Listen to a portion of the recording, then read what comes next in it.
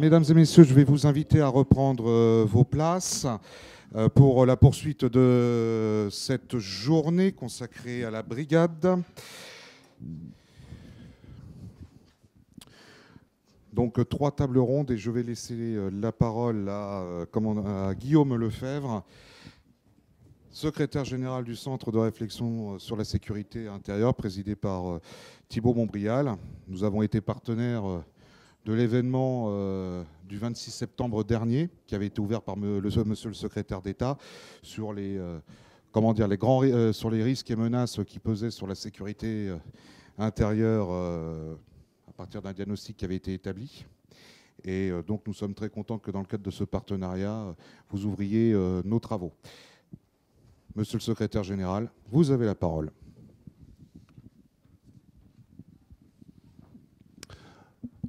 Monsieur le Président de la Norgend, chers camarades et chers Renaud, Monsieur le député, Mesdames et Messieurs les officiers supérieurs, Mesdames et Messieurs les officiers, Mesdames et Messieurs, chers amis, bonjour à tous. C'est effectivement un immense plaisir pour moi et honneur d'être parmi vous aujourd'hui. Je suis en effet très honoré de pouvoir faire cette courte allocution de reprise des débats de cet après-midi à l'occasion du colloque organisé par la Norgend sur le thème de la brigade, un passé, un présent et un avenir. Et ce à double titre. Premièrement, dans la mesure où je suis moi-même officier de réserve opérationnelle en gendarmerie, un pur produit réserve d'ailleurs depuis près de 15 ans, et ma formation militaire gendarmerie et ma montée en puissance et compétences n'a pu se faire que par et grâce à l'expérience acquise sur le terrain en gendarmerie départementale, c'est-à-dire en coopération avec les unités territoriales de la gendarmerie, que constitue la majorité des brigades. Deuxièmement, bien sûr, en mon humble qualité de secrétaire général du Centre de réflexion sur la sécurité intérieure, le CRSI, sous la présidence de Thibault de Montbrial, qui impulse et propulse au gré de ses interventions l'image des forces de l'ordre, de leur représentativité, de leur spécificité, bien sûr, de leurs contraintes et de leurs attentes, mais aussi de leur dimension et nécessité tant d'exister que d'exercer, comme de se renforcer dans un contexte complexe où les risques et les menaces sont permanents, partout, asymétriques et imprévisibles, et où leur rôle devient évidemment fondamental au quotidien pour assurer la sécurité des biens et des personnes et de notre territoire. Quoi qu'il en soit, les brigades de gendarmerie ont toujours assuré un rôle déterminant, dans le passé comme aujourd'hui, dans la construction et le développement de l'institution, comme dans ses résultats. Pour rappel historique, je crois que vous avez eu un petit peu d'histoire ce matin pour ceux et celles qui étaient présents. Le nombre, en 1720, création des brigades nouvelles maréchaussées. En 1791, la maréchaussée prend l'appellation de gendarmerie nationale. Le nombre de ces brigades passe de 1295 en 1791 à 1600 en 1792, 2000 en 1798, puis 2500 en 1801. Aujourd'hui, et ce malgré une réorganisation de ces dernières années, la gendarmerie nationale compte près de 3500 brigades sur tout le territoire. Moi, j'ai une question. Quelle entreprise privée pourrait se féliciter aujourd'hui d'avoir plus d'une trentaine d'enseignes en moyenne dans chaque département ? Dans le rapport d'information 2007-2008 de M. Jean Faure, de Mme Michel de Messine, de M. Hubert Hanel, Philippe Madrel, Charles Pasqua, Yves Pozzo di Borgo et André Rouvière, fait au nom de la Commission des Affaires étrangères au Sénat, il avait été affirmé « La vraie police de proximité, c'est la gendarmerie ». Cette affirmation, entendue lors du déplacement du groupe de travail en Isère, résume l'un des traits caractéristiques de la gendarmerie. Grâce au maillage territorial, assuré par la densité de son réseau de brigades territoriales, la gendarmerie est la seule force capable d'assurer le contrôle de l'ensemble du territoire national. Elle est ainsi en mesure de répondre rapidement aux attentes des autorités et des citoyens en toutes circonstances et en tout lieu. Le principe de proximité se manifeste également dans l'exécution quotidienne du service par la connaissance des lieux et des populations, notamment au moyen des tournées de communes. La gendarmerie joue aussi un rôle important en matière de surveillance du territoire, bien sûr, et de renseignement, grâce notamment, nous y revenons, à ces 3500 brigades territoriales qui constituent autant de capteurs. Or, l'aptitude à recueillir le renseignement et assurer la surveillance du territoire est essentielle pour la défense et la sécurité nationale. qu'il s'agisse du temps normal ou du temps de crise, en ce qui concerne la sécurité quotidienne ou les menaces affectant gravement la sécurité du pays. La proximité suppose donc une disponibilité permanente de la gendarmerie qui ne peut résulter que du statut militaire, grâce notamment au fait que les gendarmes sont logés en brigade notamment, avec leurs familles sur leur lieu de travail et au régime particulier des astreintes. Aujourd'hui, seul le statut militaire apporte cette garantie globale et permanente. De plus, et c'est important, les brigades de gendarmerie constituent a fortiori le laboratoire concret et permanent de l'adaptation de la gendarmerie à son environnement et au monde de demain. Les expérimentations ne manquent pas de l'illustrer. Comme par exemple, depuis le 1er mars 2017, avec 30 brigades de contact qui ont été mises en place parmi des unités volontaires afin de renforcer les liens avec la population. Le principe est de réorganiser le fonctionnement de ces unités en les dédiant au contact de la population, avec la population et à la surveillance du territoire. À travers cette expérimentation qui a porté ses fruits, il s'agissait de renforcer la proximité de la gendarmerie avec la population sur des territoires où la présence de l'État se réduisait au risque de créer à terme des déserts de sécurité. Toutes les occasions de rencontre ont été favorisées, patrouilles à pied, à cheval, présence sur les marchés, réunions publiques, etc. Profondément ancrée dans la modernité, la gendarmerie ne cesse donc de se questionner pour évoluer. S'adapter, être en mesure d'apporter une réponse innovante aux besoins des citoyens et des autorités. La question même de « et demain » est assez récurrente dans le paysage de l'institution gendarmesque. Elle guide plusieurs acteurs qui sont aujourd'hui à l'initiative de ces outils d'avenir. Comme en atteste le lancement de la mission numérique de la gendarmerie nationale, il est en effet important de rencontrer le citoyen partout où il se trouve, y compris dans le cyberespace. Chaque nouvelle technologie est pour la gendarmerie une nouvelle opportunité, notamment de proximité avec les citoyens, mais également une nouvelle menace auquel la gendarmerie doit faire face. C'est pourquoi la gendarmerie place la proactivité au cœur de sa stratégie en développant de nouveaux outils, à l'instar du lancement de la brigade numérique le 27 février 2018. La brigade numérique est une démarche innovante, dont l'objectif est de proposer aux usagers un contact simplifié, enrichi et rénové avec la gendarmerie nationale, en tout lieu et en tout temps, pour répondre à leurs interrogations. Partant du constat que de plus en plus d'usagers n'ont plus le temps de se rendre dans les unités territoriales, l'ambition de la brigade numérique est de fluidifier la relation entre les usagers et les gendarmes, à partir d'objets connectés tels que les smartphones, tablettes et ordinateurs devenus d'usage courant, en intégrant de nouvelles technologies bien évidemment. La gendarmerie adapte ses modes d'action pour repenser sa façon d'interagir avec la population. Les gendarmes de la brigade numérique complètent et démultiplient ainsi les capacités d'accueil des unités territoriales. Et les projets ne manquent pas pour demain. Si certains projets ou certaines réalisations nouvelles semblent répondre à un usage ou à un besoin futur de manière assez pragmatique, dématérialisation de la procédure pénale, adaptation de l'outil NeoGeund à la carte nationale d'identité à puce, ou études relatives au paiement d'une amende par carte bleue, par exemple, directement à l'agent verbalisateur. D'autres paraissent beaucoup plus futuristes. L'idée maîtresse demeure évidemment de fournir aux citoyens une réponse adaptée à leurs besoins futurs. Un autre projet actuellement testé au sein d'une unité territoriale de la région Rhône-Alpes est en train de voir le jour. La détection d'émotions, basée sur les technologies de reconnaissance faciale. Pour le moment, l'outil est placé dans la salle d'accueil de la brigade et permet de capter le niveau d'émotion du plaignant. À l'entrée comme à la sortie, l'idée est d'en savoir plus sur son niveau de satisfaction et donc si les gendarmes ont pu répondre à sa requête. La brigade, vitrine de la gendarmerie nationale au quotidien, et pour tous les citoyens, n'a donc pas fini de nous surprendre. Longue vie aux brigades et à la gendarmerie, et bon colloque à tous et à toutes.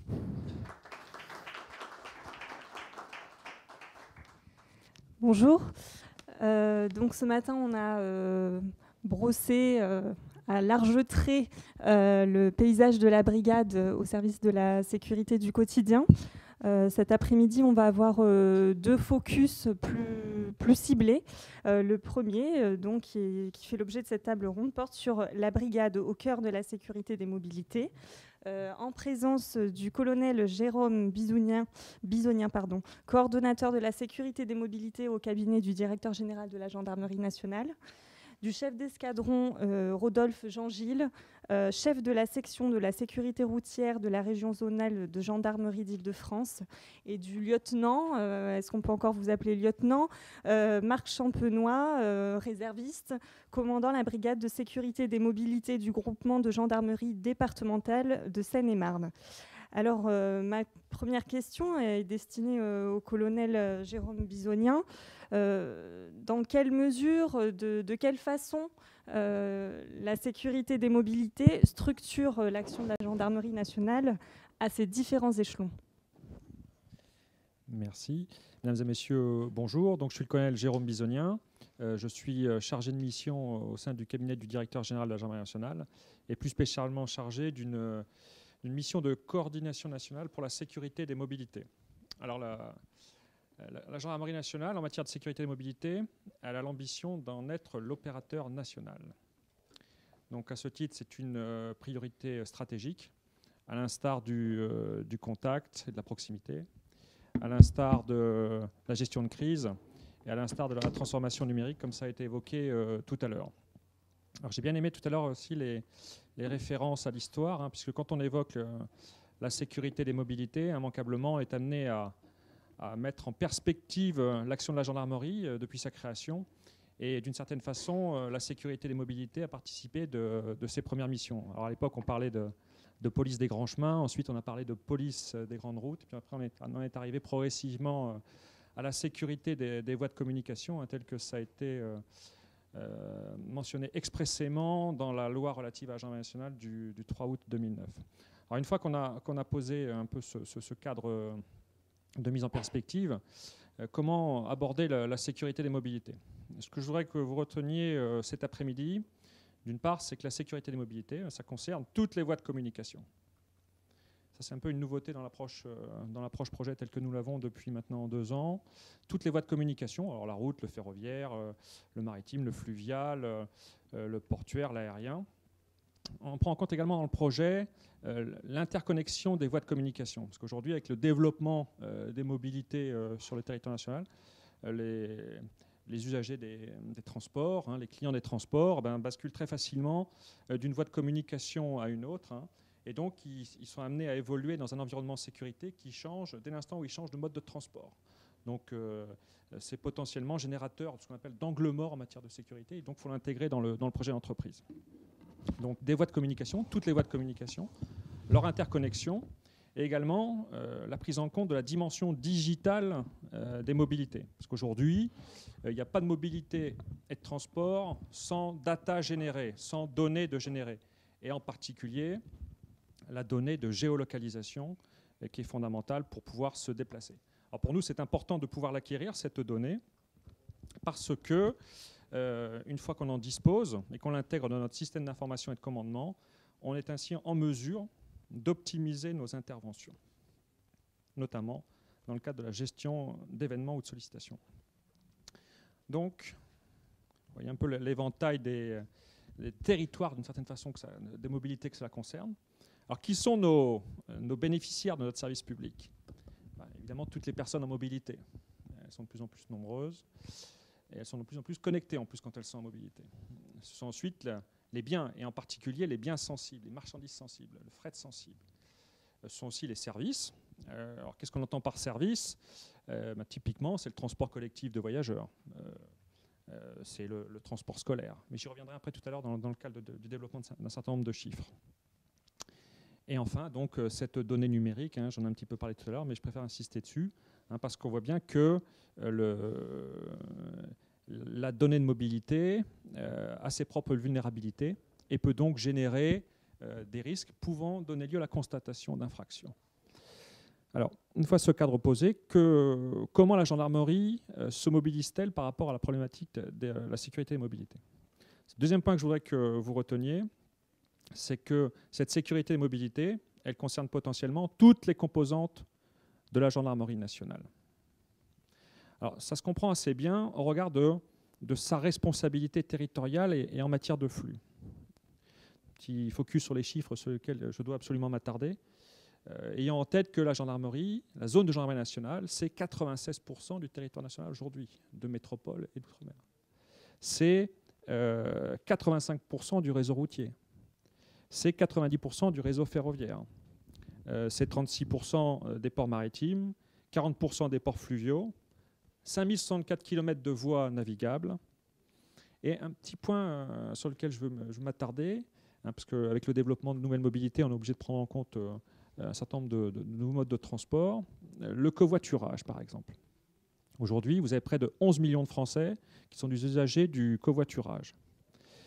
Ces covoitureurs, ils sont principalement habitants des zones rurales et des zones périurbaines.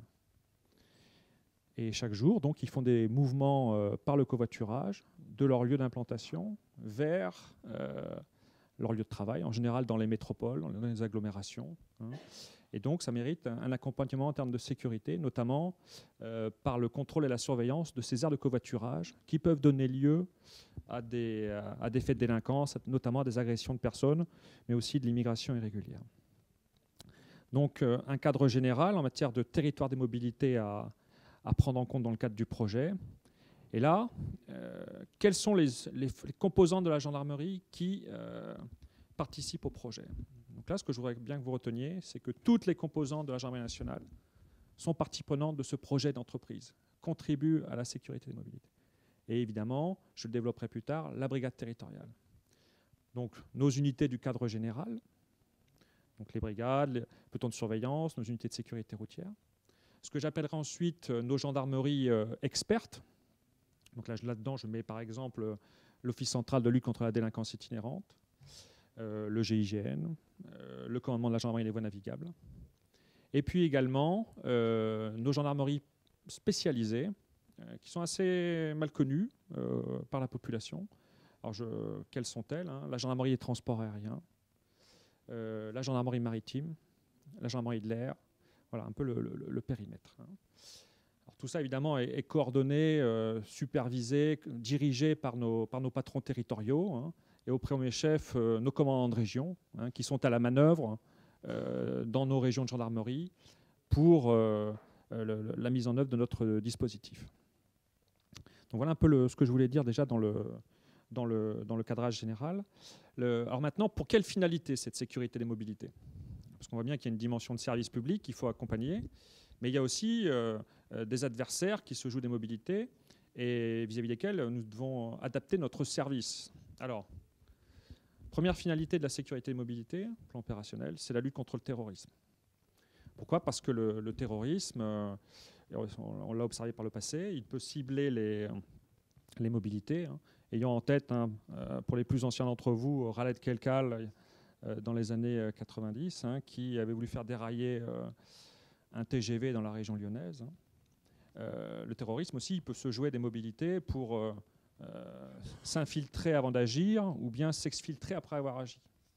Ayant en tête à ce titre l'auteur de l'attentat de Berlin il y a de ça 2 ans, hein, qui après avoir commis son acte criminel, s'est enfui à travers pratiquement toute l'Europe, hein, pour être neutralisé au final en Italie par des carabiniers.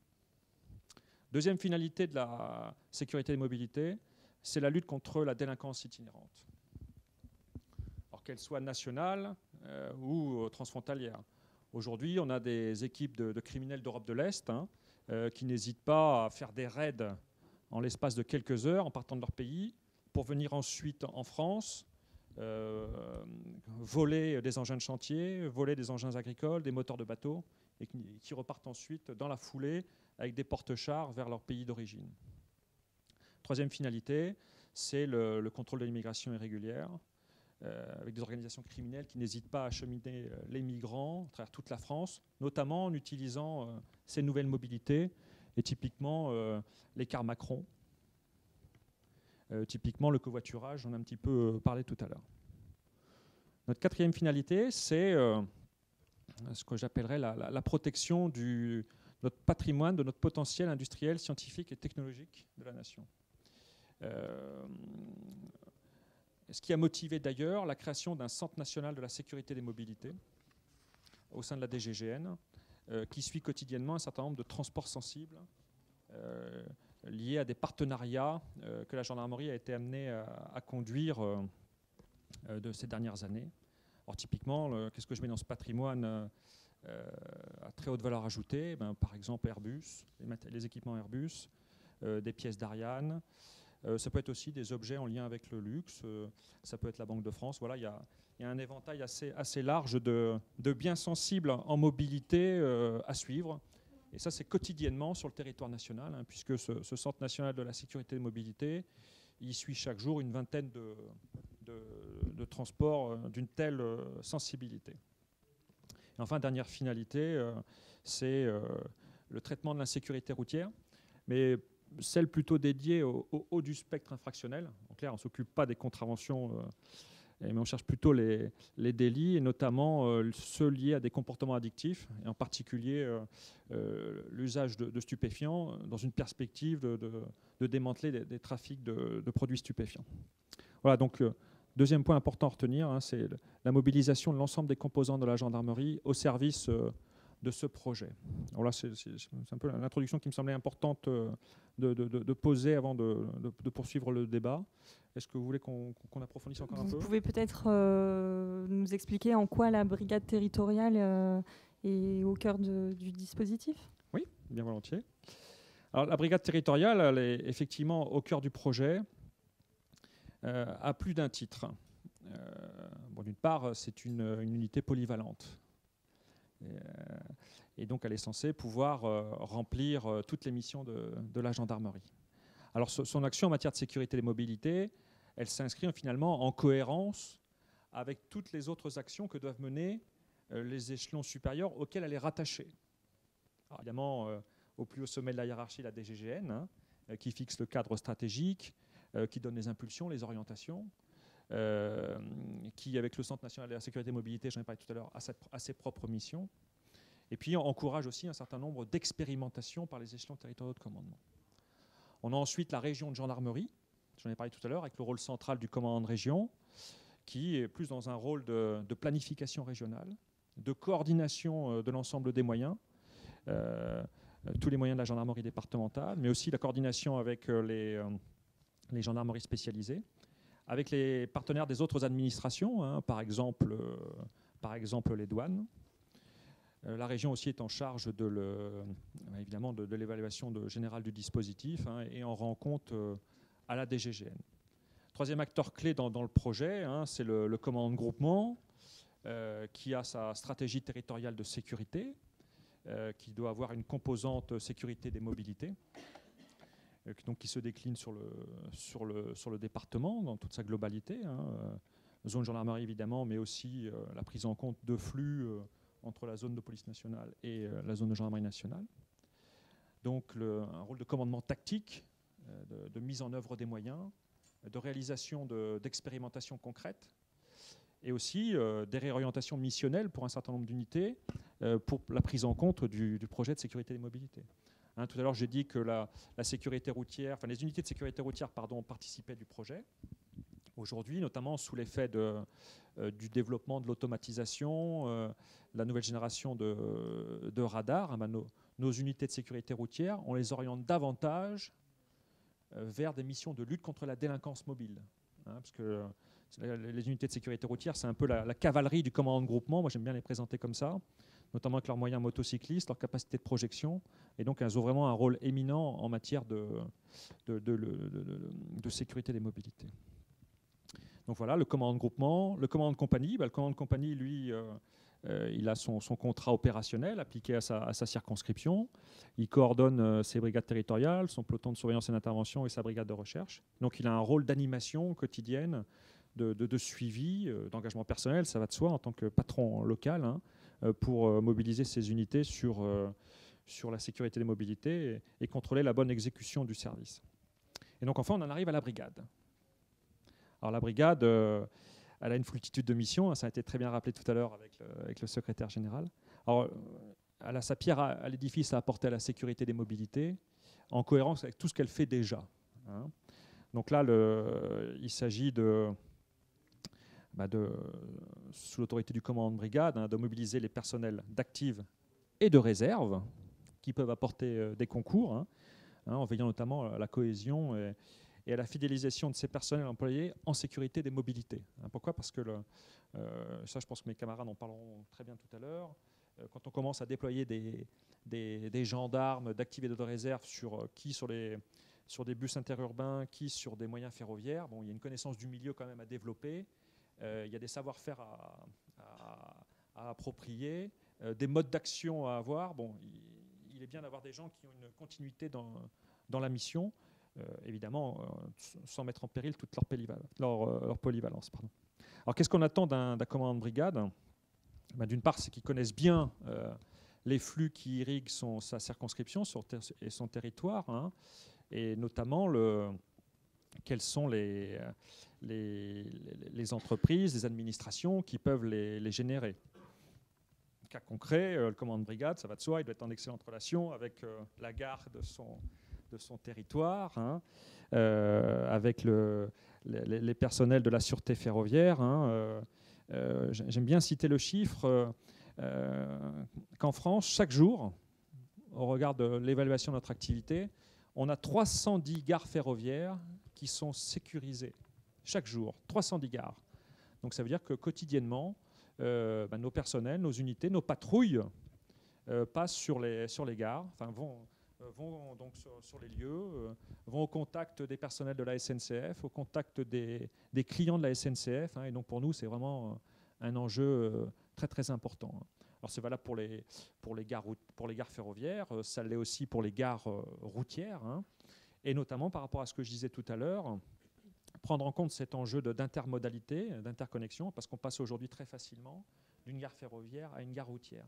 Et donc on passe des trains à des bus interurbains. Et donc il faut pouvoir appliquer ces modes d'action, ces modes de contrôle, de surveillance, de contact au public utilisateur de ce type de mobilité.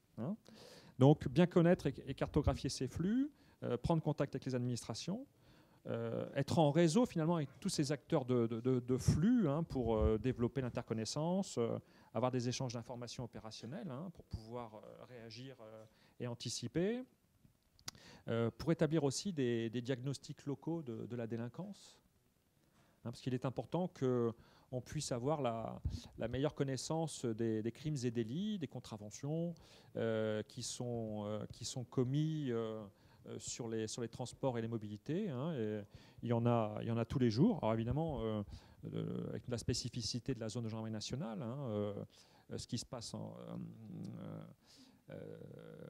dans les Landes ou dans la Sarthe, ce n'est pas la région parisienne. Donc on n'est pas du tout sur la même intensité.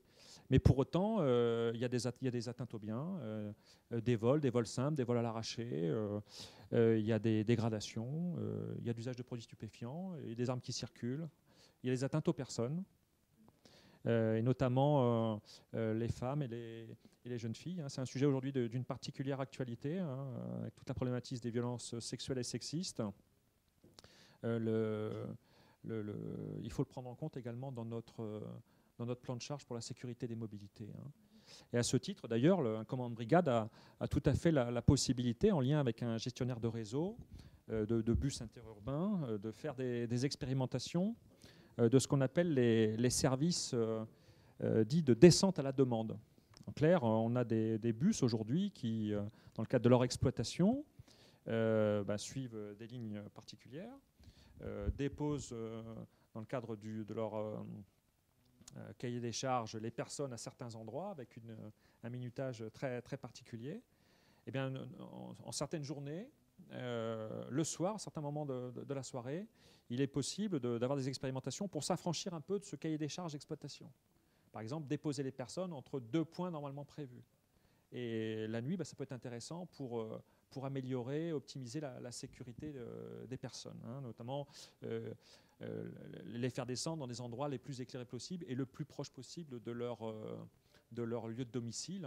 C'est des choses qui sont possibles à faire, mais encore faut-il être en contact avec les gestionnaires de réseau et les exploitants de transport. Un point clé également dans le partenariat qu'une brigade doit avoir aussi, c'est être en mesure d'avoir une chaîne d'alerte robuste et fiable avec les gestionnaires de réseau, les gestionnaires de gare, parce qu'en cas de crise, en cas d'événement, et typiquement on peut avoir un événement terroriste, même dans nos gares en zone de gendarmerie, il faut que les moyens puissent être projetés le plus rapidement possible sur le lieu de l'événement. Donc avoir la bonne connaissance du 17 et le réseau interpersonnel qui permet d'avoir l'information au plus vite, c'est absolument fondamental.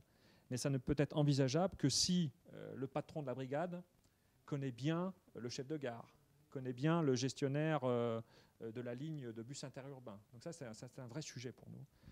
Autre service qu'un commandant de brigade peut envisager, c'est des services conjoints avec, par exemple, les services internes de sécurité quand ils existent au sein d'une exploitation de transport. Alors on pense évidemment à la SUGE de la SNCF, au premier chef, mais il peut aussi y avoir des sociétés de sécurité privées qui sont prévues pour cela. Ça peut être aussi des policiers municipaux. La SUGE, vous pouvez développer l'acronyme. Ah pardon, excusez-moi. Donc la SUGE, c'est la sûreté ferroviaire, c'est le service interne de sécurité de la SNCF. C'est une vieille maison avec laquelle la gendarmerie est en partenariat stratégique de très longue date. On a plusieurs conventions avec eux, et notamment on en a pour renforcer la sécurisation des trains express régionaux qui permet de mobiliser des personnels d'active et de réserve. Mais je pense que mon collègue sur la gauche en parlera très très bien. On va leur donner la parole ou vous souhaitiez encore j'avais encore 2 ou 3 petites choses à évoquer. Donc là, c'est un peu le service public de proximité tel qu'on peut l'envisager sur des réseaux de mobilité. Il va de soi aussi que le commandant de brigade, il doit être en initiative face à son adversité, face à ses adversaires potentiels en matière de mobilité. Donc il s'agit pour lui d'avoir l'esprit d'initiative, d'être proactif, donc d'envisager des postes de contrôle sur les réseaux les plus pertinents. On sait aujourd'hui par exemple qu'il y a des bandes qui partent de Paris pour aller faire des cambriolages ou des casses dans la zone de gendarmerie nationale d'Île-de-France. Donc ils partent par les Transiliens, ensuite ils peuvent prendre des bus, après il faut qu'ils reviennent. Donc en identifiant ces actes, en travaillant sur les phénomènes, en ayant des diagnostics de la délinquance bien adaptés, on peut travailler adroitement contre ces équipes. Donc en clair, commandant de brigade avec ses personnels, notamment en ayant recours à la tenue civile, il peut être avec un esprit chasseur adapté, rechercher le flagrant délit vis-à-vis de ces délinquants ou ces malfaiteurs qui usent des mobilités pour leurs agissements. Voilà. Commandant de brigade aussi, il doit veiller à ce qu'on ait le meilleur usage de notre smartphone du gendarme, le smartphone Néogendre. Je ne sais pas si vous en avez parlé ce matin. Néogendre, c'est donc c'est vraiment un outil qui est vraiment fondamental pour la sécurité des mobilités, notamment pour la découverte de personnes recherchées, en utilisant le fichier des personnes recherchées. Bon, puis enfin, dernier point sur lequel je voulais un peu m'attarder, le commandant de brigade, il doit être en mesure de se coordonner avec ses camarades des unités plus spécialisées en matière de police de milieu. Je pense notamment aux unités de sécurité routière, je pense à nos unités fluviales, je pense aux brigades de gendarmerie spécialisées quand il y en a qui sont implantées sur sa circonscription. Il est important que le commandant de brigade soit bien en synergie, en coopération avec ces autres gendarmeries. Voilà. Merci. Chef d'escadron Rodolphe Jean-Gilles, comment ces principes, les grandes lignes qui ont été esquissées, se traduisent-elles en Île-de-France ? Oui, donc le colonel Bisogna vous adressait un portrait très très vaste et complet des mobilités. Est-ce que vous pouvez parler plus près du micro ? Oui. Quant à moi, je vais m'attacher à revenir à l'échelon régional pour vous expliquer quelque peu ce qui peut se faire ici en Île-de-France, en faisant un focus sur 2 vecteurs de communication que sont la voie ferroviaire et la voie routière par l'entremise du réseau de surface, donc les transports de personnes à l'aide des bus et des cars.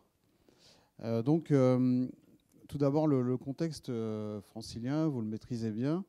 L'Île-de-France, c'est la région capitale. C'est un peu la vitrine de la France par son poids démographique, par son poids économique, par ses réseaux de communication, par également l'attrait que revêt cette région au point de vue culturel, touristique.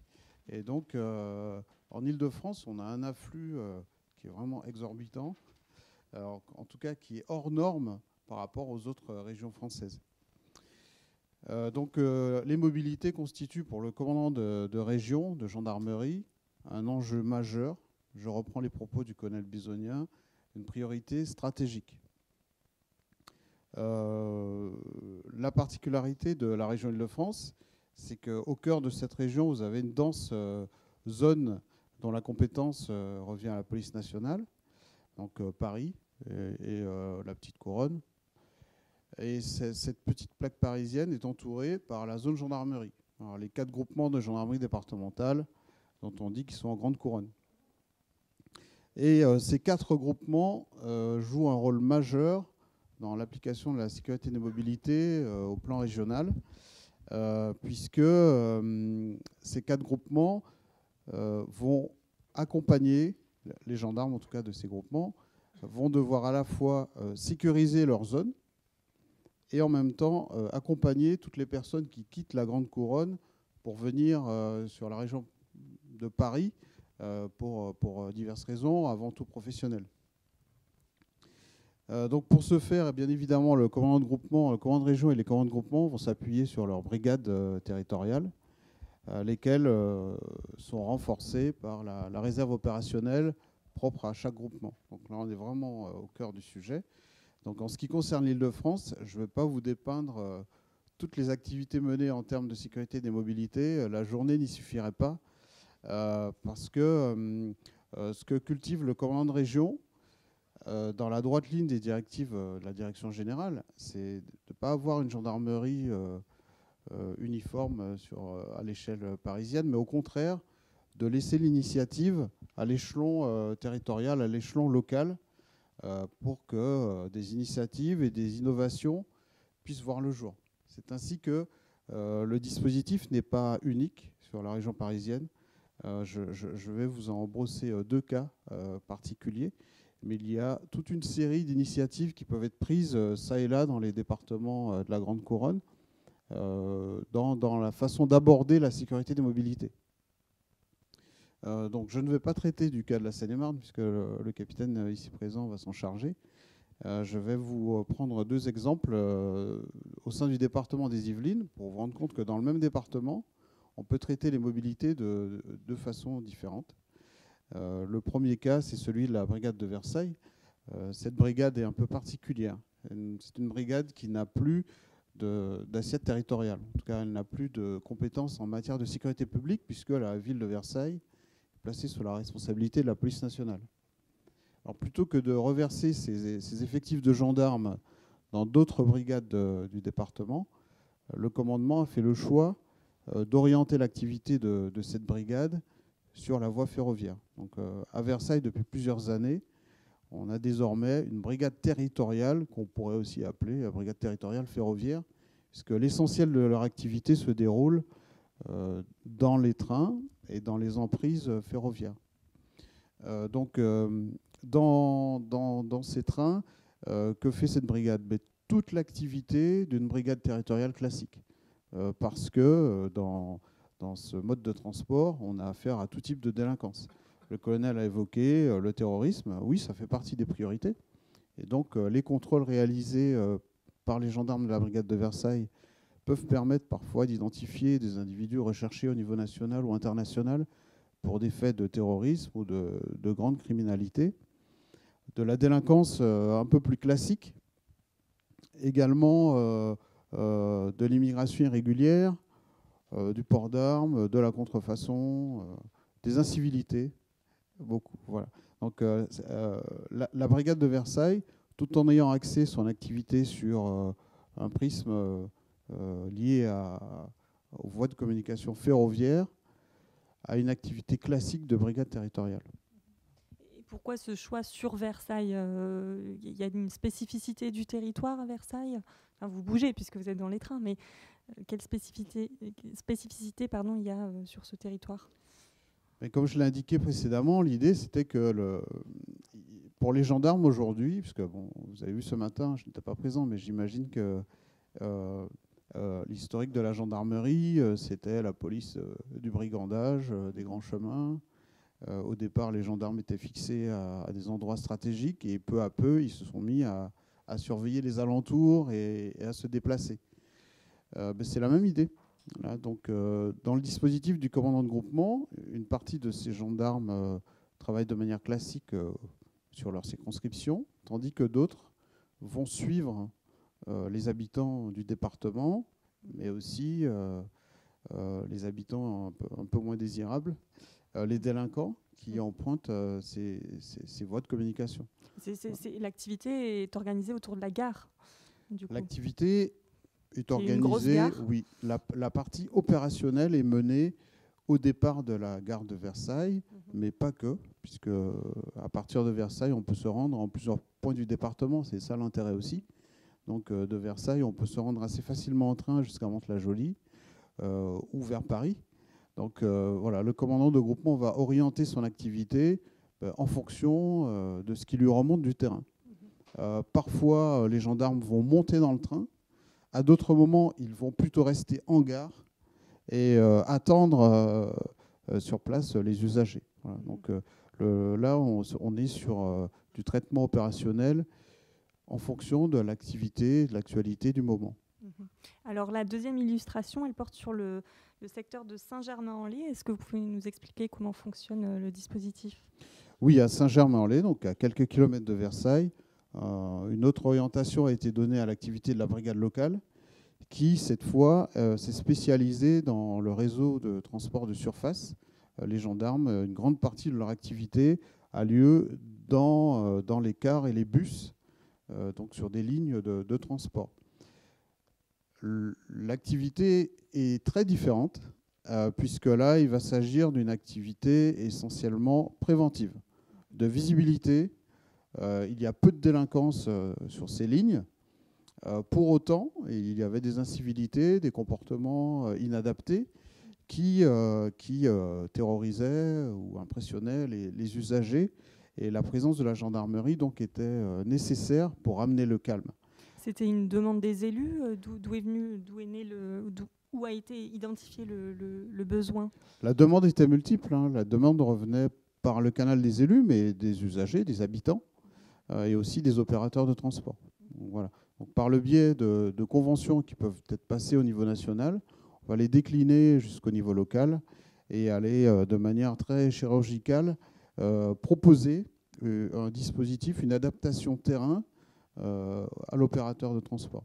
Donc pour le cas de Saint-Germain-en-Laye, il y a très peu d'infractions relevées dans ces bus, mais pour autant, l'opérateur, au bout de presque une année de retour d'expérience, indique que les usagers sont pleinement rassurés, les conducteurs également, et l'effet de la présence des gendarmes est multiple. Il rassure la population, il rassure les usagers, à la fois contre les infractions, incivilités dont ils pouvaient être victimes, mais aussi parfois sur le comportement des conducteurs de bus au volant. Voilà, donc on a ce double effet, hein, c'est le rôle du gendarme aussi de rappeler la règle quand c'est nécessaire. Donc ces deux dispositifs donnent pleinement satisfaction avec des ambitions qui sont identiques, hein, c'est assurer la paix publique, mais de manière un peu différente. Dans les trains, les gendarmes sont très offensifs. Là, ils vont rechercher les délinquants, ils vont essayer de trouver des infractions, essayer de soustraire ceux qui se comportent mal pour pouvoir amener un petit peu la tranquillité dans les wagons. À l'inverse, dans les bus, là, les relations sont un peu plus apaisées, mais la présence des gendarmes va contribuer à assainir, oui, voilà, à faire en sorte que ces lignes de bus dans le secteur de Saint-Germain-en-Laye et dans le nord des Yvelines, dans le nord et dans l'ouest des Yvelines, soient le plus apaisées possible. Merci pour cette illustration. Capitaine Champenois, à l'autre bout de l'Île-de-France, en Seine-et-Marne, il y a une brigade de sécurité des mobilités qui a été créée. Quelles sont ses spécificités ? Oui, donc bonjour à tous. Donc moi, pour le coup, j'ai parlé de l'aspect de la Seine-et-Marne. Pour que vous compreniez bien, donc moi, je suis réserviste au niveau de la Seine-et-Marne.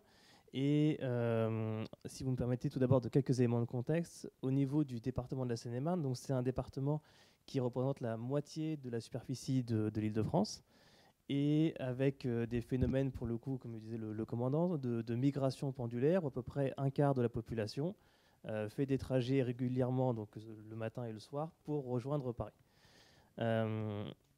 Au niveau de la Seine-et-Marne, donc il y a eu les perspectives d'obtenir des contrats via les partenaires, que ce soit la SNCF et puis Île-de-France Mobilité.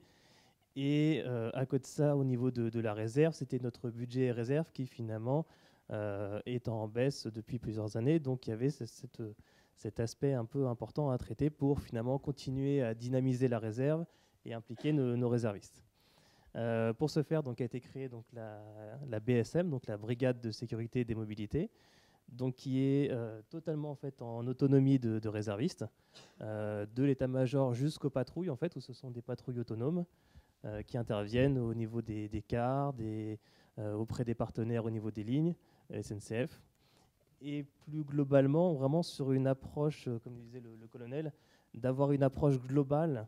Donc à savoir en fait réfléchir plutôt sur une logique de ligne et vraiment sur une logique vraiment de bout en bout en effaçant finalement la logique de compétence, donc zone police ou zone gendarmerie, et en allant plus loin dans tout ce qui va être la sécurisation de tous les aspects qui vont être liés au réseau, par exemple les aires de covoiturage comme le disait le colonel. Donc en fait ça va beaucoup plus loin que l'aspect du partenaire qui est en question. Très bien, merci beaucoup. J'ai une question pour le colonel. Vous avez évoqué la création de ce Centre national de sécurité des mobilités. J'ai souvenir d'une audition du général Lisuré, ex-directeur général de la gendarmerie nationale, qui avait évoqué devant les parlementaires l'analyse augmentée des risques via des outils d'intelligence artificielle. Où en est-on de ce projet ? Peut-être qu'il est déjà sur les rails. Oui, vous avez bonne mémoire. Effectivement, à l'occasion d'une de ces auditions devant les parlementaires, le général d'armée Richard Lisuré avait évoqué la dimension technologique de la sécurité des mobilités. Est-ce que les outils actuels et futurs nous permettent déjà de réaliser ou d'envisager ? Alors, la question de l'analyse des risques est fondamentale en matière de transport et de mobilité. Bon, d'une part, ça nous est imposé par la réglementation, puisque on est tenu par une réglementation interministérielle pilotée par le secrétariat général de la Défense et de la Sécurité nationale, qui demande aux administrations de veiller à la mise en œuvre d'une méthodologie relative à la gestion des risques dans leur ensemble. D'une part, l'établissement d'une cartographie des risques, la définition de vulnérabilité et puis la proposition de mesures adaptées pour y répondre. Donc la sécurité des mobilités, elle participe de cette action en faveur du secteur d'activité d'importance vitale que constituent les transports. Donc il va de soi que cette capacité d'analyse des risques, c'est un sujet permanent. Dès l'instant où le Centre national de la sécurité des mobilités prend en compte et va suivre un transport sensible, de la phase planification jusqu'à la fin du déplacement, la question des risques, donc des menaces, est un sujet extrêmement sensible. Alors aujourd'hui, comment fait-on ? On s'appuie sur les informations, les renseignements dont nous disposons, sur la base du travail notamment réalisé par nos unités territoriales et les régions de gendarmerie. sur notre fonds documentaire, ce que nous avons en base de données. La base de données pour notre travail d'analyse de risque aujourd'hui, c'est ce qu'on appelle la base départementale de sécurité publique. C'est ce qu'on a aussi dans nos bases judiciaires.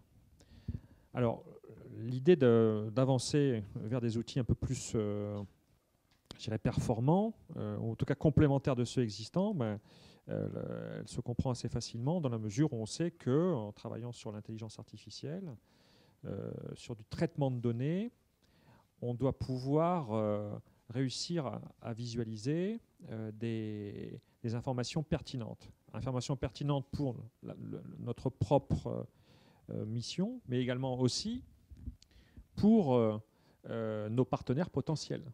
Parce qu'eux-mêmes ont besoin de savoir, sur la base des itinéraires qu'ils envisagent pour leur déplacement, quels sont les faits qui sont susceptibles d'entraver leur libre circulation.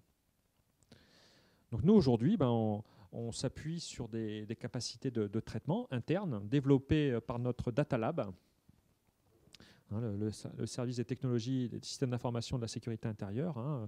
C'est doté, comme de nombreuses administrations d'ailleurs, d'un laboratoire qui fait du traitement de données avec des data scientists de la gendarmerie et qui va puiser dans nos bases de données pour nous aider à faire, d'une certaine façon, de la prédictivité. En fait, de l'analyse décisionnelle. Ou en modélisation? En modélisation, en visualisation. Donc, de l'analyse décisionnelle, finalement, appliquée à la sécurité des mobilités. Alors, comment ça se traduit concrètement?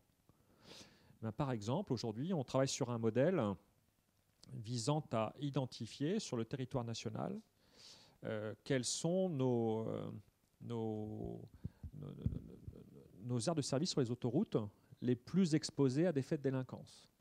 À partir de là, dans la mesure où les convois que l'on suit sont susceptibles d'emprunter un certain nombre d'itinéraires, de stationner, parce qu'ils sont tenus d'avoir des heures de repos et de se reposer donc, sur certaines aires, quels sont les risques auxquels ils sont susceptibles d'être confrontés. Donc, avoir une vision dynamique, c'est-à-dire une approche assez classique de façon pluriannuelle, mais aussi actualisée au fur et à mesure que le convoi avance dans sa préparation et puis se réalise.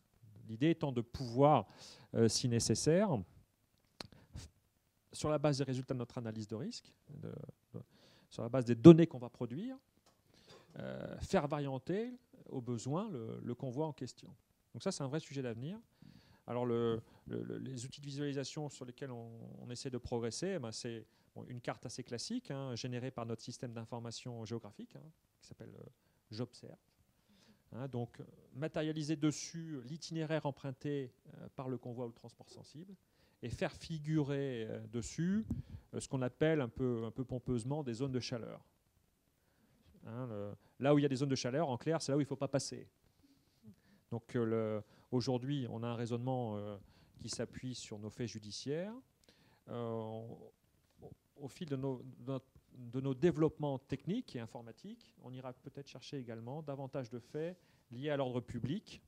Mais encore faut-il pouvoir réaliser le traitement de données associé, ce qui est quand même d'une certaine complexité, qui demande du temps, qui aujourd'hui n'est pas industrialisé et donc est encore en phase exploratoire. Donc c'est un sujet d'avenir. On est dans une logique un peu des petits pas, mais on y va sûrement. Merci. Donc là, on voit vraiment l'aspect technologique. Peut-être que sur l'aspect humain, on peut revenir sur l'apport des réservistes dans ces différents dispositifs. Est-ce que là, c'est pas une opportunité pour la gendarmerie? On va évoquer le sujet des ressources, à mon avis, très largement dans la dernière table ronde, mais est-ce que là, on ne voit pas que c'est une façon de contourner le problème des effectifs, des moyens, en faisant appel aux réservistes? Oui, en effet, donc pour le coup, c'est vrai que donc il y a tout en valorisant leur expertise, bien sûr. Bien sûr. Donc il y a vraiment cet aspect vraiment où le gendarme d'active reste finalement au cœur du dispositif, mais la réserve, comme ça a été conçu, de vraiment apporter un soutien supplémentaire, en plus de finalement l'analyse qui est faite sur tout ce qui est les données. La réserve, de par les missions, et c'est le cas qu'on a en Seine-et-Marne, le fait d'être au contact de tous les intervenants, d'aller voir auprès des commerçants, auprès des services de sécurité de nos partenaires. Il y a vraiment un échange qui est fait. Donc ce temps qui est consacré, en fait, qui est nécessaire, que le gendarme de brigade n'a malheureusement pas trop le temps de faire. En fait, il est fait via la réserve qui a la charge de faire remonter cette information, ces signaux faibles qu'on a auprès de nos partenaires, en analysant finalement des situations à risque et puis petit à petit en émettant des diagnostics sécurité pour le commandant d'unité. Rodolphe Jean-Gilles, peut-être, sur ce sujet. Pour aller un peu plus loin, je pense que la gendarmerie aurait tort de se priver de cette ressource parce que les réservistes, nous ne les utilisons pas uniquement pour remplacer ou renforcer notre action. Nous nous appuyons sur cette force parce qu'ils ont également des compétences que nous recherchons. Lorsque la gendarmerie fait appel à un réserviste, c'est autant pour qu'il puisse servir l'intérêt commun, mais c'est pour la gendarmerie la possibilité aussi de profiter de son ou de ses expériences, qu'elles soient de vie ou professionnelles. L'autre avantage que j'y vois, c'est que le réserviste, l'essentiel de l'année, c'est un citoyen presque comme les autres. Et il nous apporte un regard dont nous avons besoin, nous gendarmes professionnels. Nous avons besoin de ressentir aussi quels peuvent être les besoins des usagers. Et en s'appuyant sur les réservistes, on peut en avoir une illustration parfaite. Voilà. Donc c'est intéressant pour la gendarmerie d'avoir à la fois des professionnels qui vont traiter de la sécurité quotidiennement et aussi régulièrement des citoyens qui vont venir nous apporter davantage. Donc c'est un enrichissement pour la gendarmerie davantage qu'un appui sur du renfort en personnel. C'est autre chose. Colonel Bisonnier. Un petit complément également sur les réserves. Il n'y a pas de sécurité de mobilité aujourd'hui sans les réservistes au niveau national. Ils sont indispensables à notre projet d'entreprise. Ils contribuent à sa mise en œuvre opérationnelle en étroite cohésion avec les personnels d'Active, donc ils sont pleinement intégrés dans le dispositif. On note également qu'on a des employés d'entreprises de transport qui ont des contrats de réservistes et viennent nous aider dans notre dispositif de sécurité des mobilités. Ce qui est très pertinent parce que, outre la formation qu'on leur donne, plan initial et continu, ils ont en plus la connaissance du milieu des transports et des mobilités. C'est extrêmement, extrêmement précieux pour orienter l'action, bien cibler nos patrouilles, nos lieux de contrôle. Et ça, c'est vraiment puissant au plan opérationnel. Ça participe, on en parle beaucoup actuellement, là, du continuum entre le privé et le public, le continuum de sécurité. Et sans conteste, ça y participe. Je tiens à signaler aussi qu'on a des personnels qui quittent la gendarmerie, qui peuvent se reconvertir dans les sociétés de transport, qui sont très demandeuses d'ailleurs, et qui, en plus, peuvent maintenir le lien avec la gendarmerie par des contrats de réservistes. Donc ça, c'est aussi très intéressant, et notamment pour des gendarmes adjoints volontaires qui, après avoir fait une période dans la gendarmerie, s'ils ne souhaitent pas continuer comme personnel d'Active, ont encore cette faculté-là, et qui est pour nous doublement bénéfique. Merci beaucoup pour ce focus. Est-ce qu'il y a des questions de la salle ? Sinon, on va tenir les délais. Ah, je vois une question.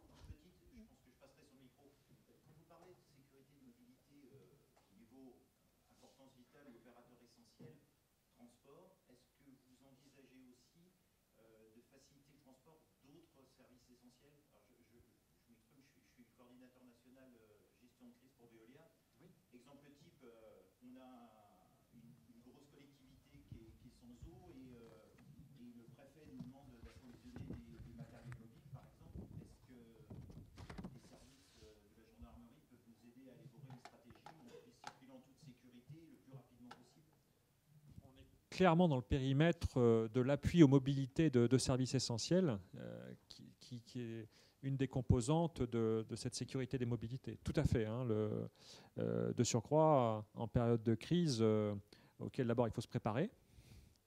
Et puis si ça vient à se concrétiser, être en mesure de mettre en œuvre des plans.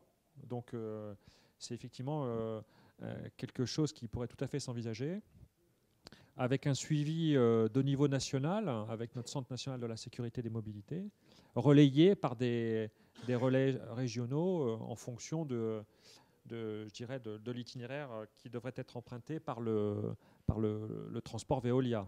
C'est typiquement ce type de sujet, en plus pour des besoins fondamentaux de la population, qui pourrait être envisageable. Donc, si vous voulez, on peut se faire un échange de cartes. C'est quelque chose qui...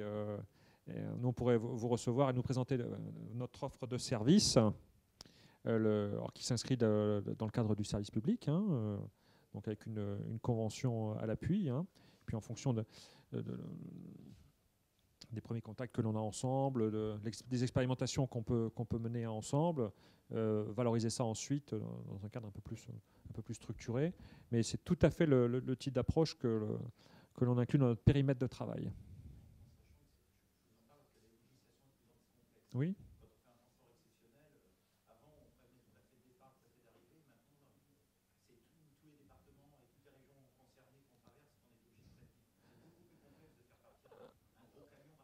Absolument. C'est des sujets qu'on a, dans le cadre des partenariats que j'ai évoqués un petit peu là, des sujets qu'on a évoqués avec la Fédération nationale des transports routiers, hein, la commission qui est spécialement dédiée à cela. Hein, l'évolution de la réglementation relative au transport exceptionnel a introduit une nouvelle complexité.